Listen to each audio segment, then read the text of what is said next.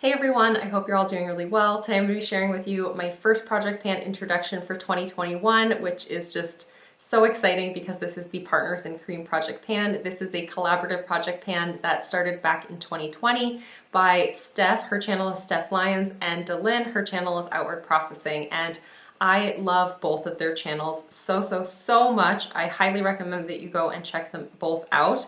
I watch each and every one of both of their uploads, and I may not be the kind of person that comments on every single video, but I watch both of their videos religiously. Like anytime they upload, I watch it because I have so much fun watching both of those ladies. Delyn, her channel is just so good. I love how hyper focused on project panning she is, but then she has videos where her husband Beau comes on camera with her, and it is just so fun. Their dynamic is just the best. I love it so much. And Steph's channel is, again, very project pan focused and eyeshadow palette focused, but Steph is just a riot. She is so fun. She has the best little catchphrases, and when she sings, it's so fun. I love her channel so much. I love both of their channels, honestly. And they got together and they came up with this amazing project pan idea, which I just think is so perfect. This is the Partners in Cream. So it is a focus on liquid and cream products from your collection. Basically anything that's not powder is fair game for this project pan.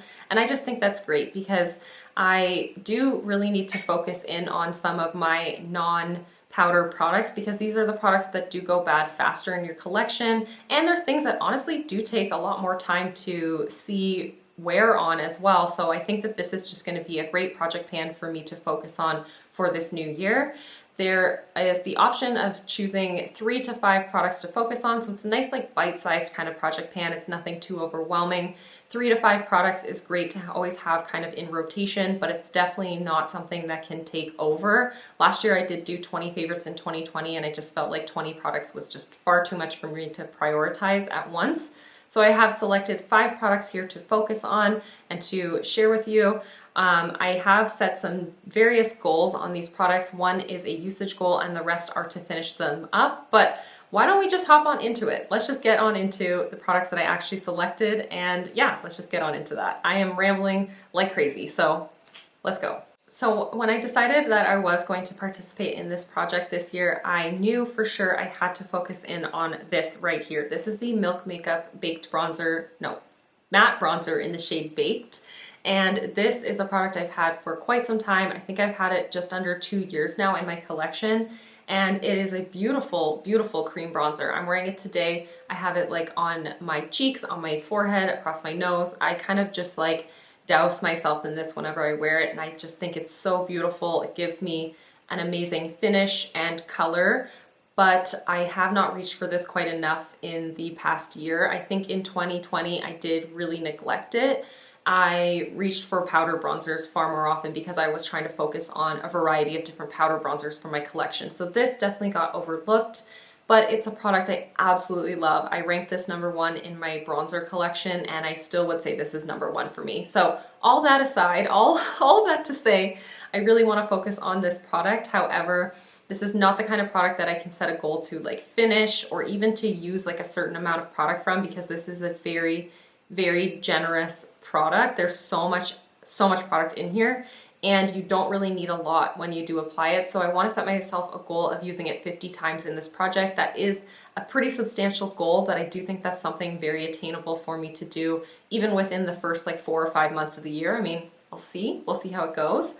But I do think, yeah, 50 uses shouldn't be an issue for me whatsoever. I am not going to scroll this up. I'm not going to bother even showing you how much product remains in here, because I think even with 50 uses, we will not see 1 ounce of difference visually in this product because it is just that generous. I've never had to like twist this product up to get any more product out, and I've used this a ton in the 2 years that I've had it. I've never had to scroll it up once, and there's still that much like above the packaging. So yeah, we're not going to be marking it. We're not going to be showing progress pictures. I'm just going to let you know the weight and how many uses I've got between updates. By the way, I will be updating this project every single month on the 10th of the month alongside everyone else participating in this project.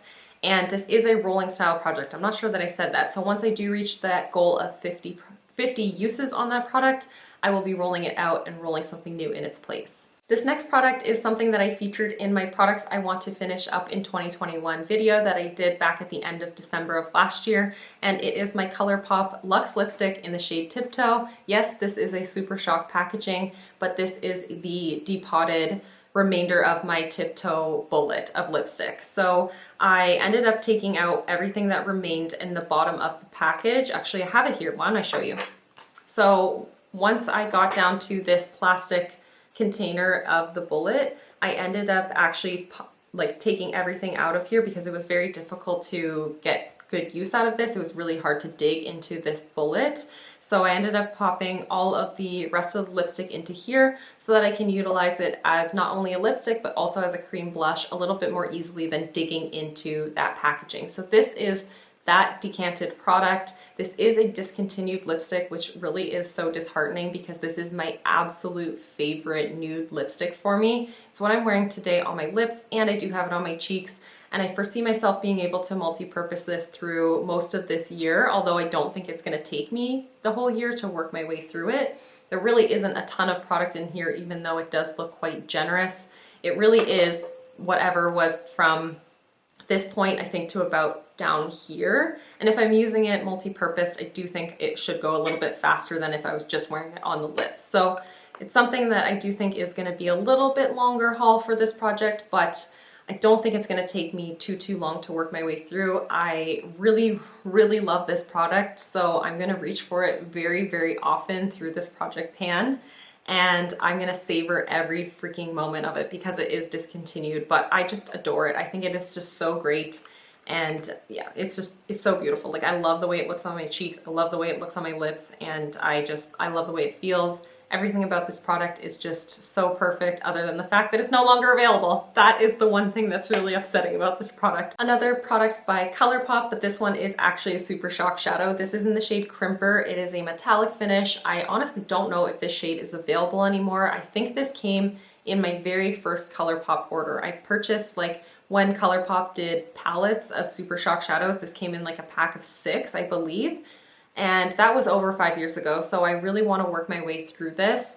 I initially thought perhaps I'd like to rotate through my Super Shock shadows, but I do want to keep up the momentum of using up one Super Shock shadow per year that I did both in 2019 and in 2020. And this is the one that has the most progress on it and is honestly the most versatile of all of the Super Shock shadows that remain in my collection. So as you can see, I have used up about half of it, maybe even just a bit more than half. It is smushed kind of down in the pan, but maybe more than half of this is used up.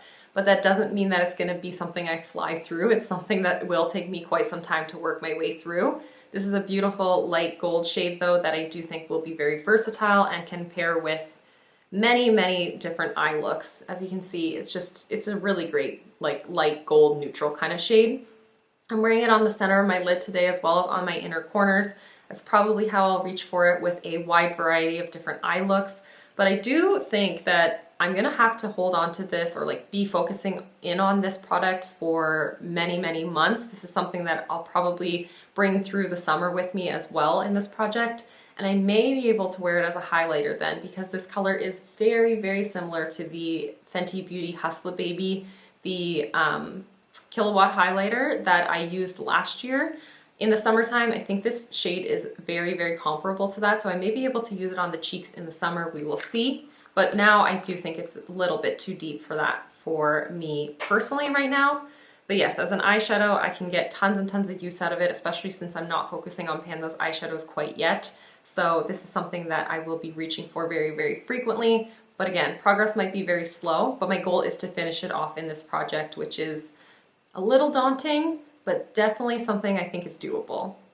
We'll see though. This next product is something I definitely need to put to the test through this project pan. This is the Ilia True Skin Radiant Priming Serum. I've used this one time ever, so I cannot see any sort of usage on this. It is totally full to the brim. Even when I take this out of here and I empty everything out of the dropper, it still is right up to this rim. So I'm not going to mark it right now because I've only used it one time. So there is no progress, But by my next update, I should be able to have not only some thoughts and feelings about this product, but also some visual progress to share with you. Hopefully I can mark it somewhere on this packaging. This is a very, very small deluxe sample. This is 4.5 milliliters, so I don't foresee this taking me a very long time to finish, but I don't think I'll have it done like within the first month of this project or anything like that. But I cannot wait to get a feel for this product and just to see what I think about it and to work my way through another primer from my collection, because I do have a fair amount of primers in my collection, and this is something that I do think will be really nice to use during the winter time, and it will definitely aid to bring down that number for my makeup inventory come May.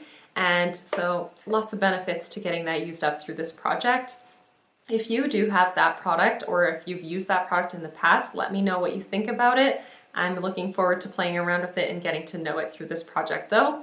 And then the last product that I have to focus on is this right here by Catrice. This is the Liquid Camouflage High Coverage Concealer. I have mine in the shade Light Natural, and this shade is just a touch too light for me, so I think it's only suited to my skin at this time of year. This is something that even at this time of year when I'm at my absolute fairest, it still is maybe a touch too bright for me. I do have it as like a brightening concealer in the darkest spots of my under eyes here, as well as in the center of my forehead and on the center of my chin today to just kind of like bring some more shape to my face. But I can't use this as an actual standalone concealer to like spot conceal or to even conceal under my eyes, because this shade is just a touch too light and too brightening that it almost is unflattering when I wear it, if that makes any sense. You know what I mean. Like, it's just too bright for me. And although it's not a great shade match for me, I can make it work at this time of year, so I'd like to move it out of my life before the summertime comes around. And I do think that's possible because I have just over half of the product remaining in here, and there's only 5 mils of product in here like from the start. So I do think this is something I can finish off in these colder months and get used up by the summertime, because otherwise I think this is something that I really would have to wait to use again until this time next year, and I just don't want to hold on to it for forever. I'd like to get it used up out of my collection because I don't love it. It does have a fragrance that I find a little bit off-putting, and I can smell on my face even after having this on for a couple hours. Like, I can still kind of smell it on my face right now. And it's not the greatest color for me, so it's just not the most ideal product to have in my collection. I think this is the best time though to focus in on it and get it used up and work it out of my collection. But those are going to be all 5 products that I'm going to be working on for Partners in Cream. I am so thrilled to be focusing in on all these products and to be participating in this project pan. I cannot wait to watch everyone's introductions to this project, and like I said, I will be back on the 10th of next month to update you on all of my progress thus far. So definitely go and check out the playlist if you're interested in watching more videos like this from other creators. Definitely go and check out Delyn and Steph. Thank you so much for watching and for hanging out with me, and I'll see you in the next one. Bye everyone!